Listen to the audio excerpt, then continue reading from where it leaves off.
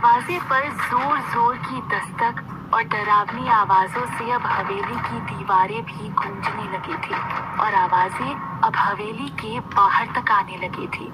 चंद्रकला को अब वहाँ सब लोगों को सुरक्षित भी करना था। वो दौड़कर छाया के पास गई और उसकी कलाई पे जो उसने टीले वाले बाबा का धागा बांधा था उसे खोला और छोटे छोटे टुकड़े करके सबके हाथों में देने लगी। अब ये धागा ही था जो कुछ देर के लिए सबको सुरक्षित रख सकता था।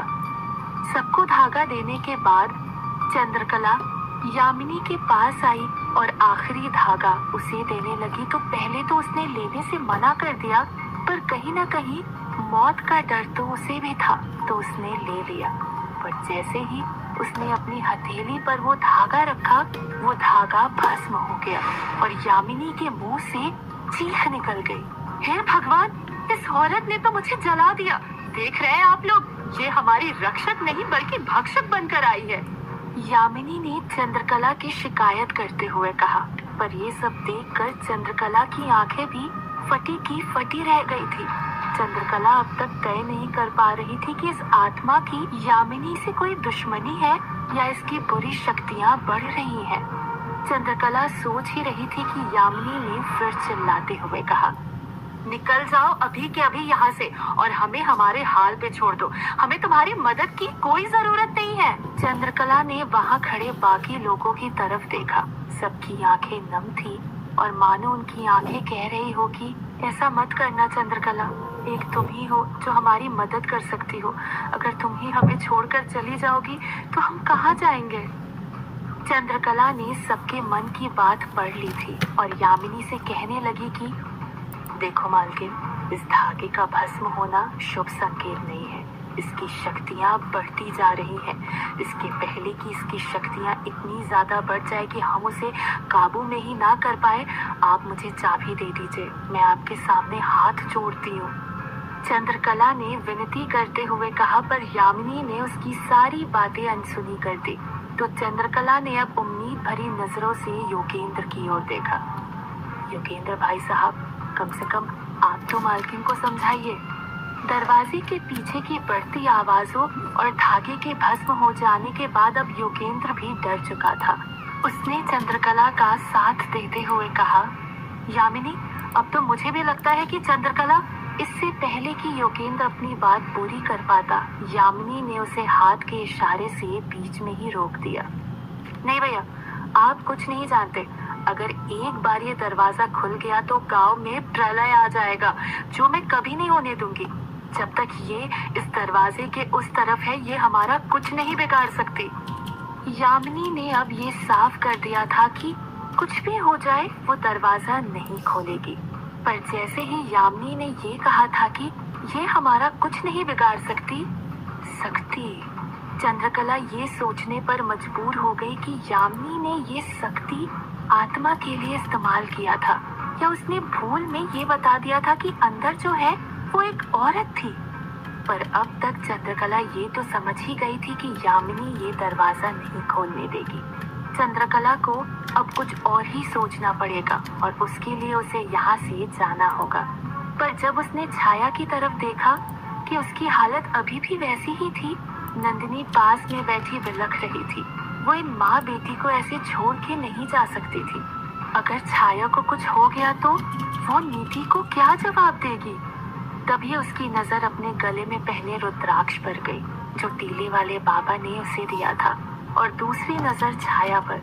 उसने ये निश्चय कर लिया था कि इस वक्त इस रुद्राक्ष की जरूरत उससे ज्यादा छाया को थी, जो उसकी अनुपस्थिति में छाया की रक्षा करेगा। वो छाया के पास गई और अपने गले का रुद्राक्ष छाया को पहना दिया और नंदिनी के सर पर हाथ रखते हुए कहा कि आप चिंता मत करो, ये रुद्राक्ष इसकी हमेशा रक्षा करेगा। नंदिनी ने हाथ जोड़ते हुए धन्यवाद कहा। चंद्रकला वहां से उठ खड़ी हुई और जाते जाते एक बार फिर दरवाजे की तरफ देखा। आवाजें अब धीरे धीरे और गहरी होती जा रही थी। कुछ देर पहले जिस आवाज में एक विनती थी, एक प्रार्थना थी, अब वो विनती और प्रार्थना गुस्से में बदल चुकी थी। चंद्रकला ने अब ज्यादा देर करना उचित नहीं समझा और तुरंत वहां से निकल गई। बाहर निकलकर देखा तो शाम के 6 ही बजे थे, पर अंधेरा इतना घना हो गया था मानो रात के 12 बज गए हो। बाहर का सन्नाटा देख कोई नहीं कह सकता था कि अंदर इतना बड़ा भूचाल आया हुआ है। इन सब में चंद्रकला इतनी उलझ गई थी कि नीति का उसको ख्याल ही नहीं आया। वो ये भी भूल गई थी कि इनके साथ उस कमरे में थी, और आज सुबह जो नीति के साथ हुआ था वो भी कम भयावह नहीं था। इन सब ख्यालों से चंद्रकला के बढ़ते कदम अब डगमगाने लगे थे। रास्ता बिल्कुल सुनसान था, दूर दूर तक कहीं कोई दिखाई नहीं दे रहा था। बस कुछ कुत्तों के भौंकने और रोने की आवाजें आ रही थी, और चंद्रकला की बेचैनी कदम दर कदम बढ़ती जा रही थी, और भगवान से बस यही प्रार्थना कर रही थी कि जब घर पहुंचूं तो बस नीति बिल्कुल ठीक हो। और ऐसा ही हुआ। कुछ देर बहुत बुरा सोच लेने के बाद चंद्रकला जब घर पहुंची तो देखा नीति कमला ताई के साथ खेल रही थी और खिलखिला के हंस रही थी। जैसे ही उसकी नजर चंद्रकला पर पड़ी, वो दौड़कर गई और चंद्रकला से लिपट गई। नीति को सीने से लगाकर चंद्रकला ने राहत की सांस ली। नीति ने चंद्रकला से अलग होकर कहा, आपने कितनी देर लगा दी? आप छाया के घर गए थे ना? मिली आपको छाया? कैसी है वो? मेरे बारे में पूछा उसने? एक ही सांस में बहुत सारे सवाल पूछ लिए थे नीति ने, लेकिन चंद्रकला क्या जवाब देती? बस नजरें चुराते हुए इतना ही कह पाई कि हाँ, बिल्कुल ठीक है वो। चंद्रकला को तो उसकी नीति हंसते खेलते मिल गई थी, पर नंदिनी की छाया अभी भी उसी हालत में थी, और जब तक वो छाया को हंसते हुए नंदिनी को नहीं सौंप देगी तब तक उसे चैन नहीं मिलेगा। पर वो करेगी क्या? ये ख्याल उसे सताए जा रहा था, क्योंकि अब तो उसका मार्गदर्शन करने के लिए टीले वाले बाबा भी उसके साथ नहीं थे। ऐसे में चंद्रकला का सिर्फ एक ही सहारा था, वो थी काली माँ। चंद्रकला ने अखंड जोत जलाई और काली माँ की मूर्त के आगे बैठ गई और प्रार्थना करने लगी कि माँ, अब तो तुम ही कोई रास्ता दिखाओ। तभी उसे कुछ याद आया और झटके से उसकी आंखें खुल गई। चंद्रकला को कुछ समाधान दिखाई दिया, पर उसकी आंखों में झलक रही चिंता ये साफ कह रही थी कि शायद वो इस समाधान के पक्ष में बिल्कुल नहीं थी, क्योंकि एक समस्या से निजात पाके दूसरी समस्या को न्योता देना कोई समाधान नहीं होता। वो खुद से सवाल करने लगी कि क्या यही एक रास्ता है? क्या जिन रहस्यों को सालों पहले दफना दिया गया था उनको फिर से बाहर निकालना पड़ेगा? हालांकि चंद्रकला ये रास्ता नहीं अपनाना चाहती थी, पर इसके अलावा उसके पास कोई दूसरा रास्ता नहीं था। और एक सच ये भी था कि वो नीति के सामने ये नहीं कर सकती थी, इसीलिए उसको नीति के सोने का इंतजार करना होगा। चंद्रकला ने नीति को खाना खिलाया और अपने पास में लेटा के सुलाने लगी। कुछ देर में ही नीति को नींद आ गई। अब चंद्रकला को अपने काम को अंजाम देना था। नीति चंद्रकला से लिपटकर सोई हुई थी, इसीलिए चंद्रकला ने बिल्कुल अधर से नीति को अपने से अलग किया और बगल में सुला दिया। नीति जाग न जाए इसीलिए दबे दबे पांव उठी और वहीं पड़ा फावड़ा उठाकर बाहर की तरफ चल दी। जैसे ही चंद्रकला ने फावड़ा लेकर बाहर कदम रखा, एकाएक तेज मूसलाधार बारिश होने लगी। बिन मौसम और बिना कोई बादलों के बारिश हो जाना किसी को भी अचंभित कर सकता था, पर चंद्रकला बिल्कुल अचंभित नहीं हुई, क्योंकि उसे तो पहले से ही अंदेशा था कि ऐसा ही होगा। चंद्रकला फावड़ा लेकर अपने घर के पीछे की तरफ गई, जहाँ कुछ सामान रखा हुआ था। पहले तो उसे हटाया जगह समतल की ओर, और जैसे ही जमीन पर फावड़े का पहला प्रहार किया, जोर की बिजली कड़की और ऐसा लगा जैसे फावड़े का प्रहार जमीन पर नहीं, आसमान पर हुआ हो। एक काला साया जो हर रोज चंद्रकला के घर के ऊपर मंडराता रहता है, उसने फिर चंद्रकला के घर के ऊपर दस्तक दी। पर जैसे ही उसने चंद्रकला को गड्ढा खोदते हुए देखा तो वहीं पर फड़फड़ाने लगा और वहां से उड़कर दूर जाने लगा, और उड़ते उड़ते लाखों मीलों दूर अंगुना की दुनिया में पहुंचा। वही काली घनी अंधियारी दुनिया जहाँ दूर दूर तक सिर्फ और सिर्फ अंधेरा ही था। काला साया अपनी अजीबोगरीब आवाज में चिल्लाते हुए आया, अंगुना, अंगुना, अंगुना। अंगुना उठ खड़ी हुई। क्या हुआ कटीली? ऐसा क्या समाचार लाई है जो इतना बेताब हुए जा रही है? अंगुना ने अपनी डरावनी सी आवाज में पूछा। ऐसा समाचार लाई हूँ कि तुम्हारे होश उड़ जाएंगे। अंगुना की दुनिया समाप्त होने वाली है। कटीली की बात सुन के अंगुना गुस्से में आग बबूला हो उठी। असंभव, ऐसा नहीं हो सकता। ऐसा ही हो रहा है। आपसी समझौते के बाद जिस किताब को हमेशा हमेशा के लिए दफना दिया गया था, चंद्रकला उसी किताब को खोदकर वापस बाहर निकाल रही है। कटीली ने अपनी बात पूरी करते हुए कहा। चंद्रकला!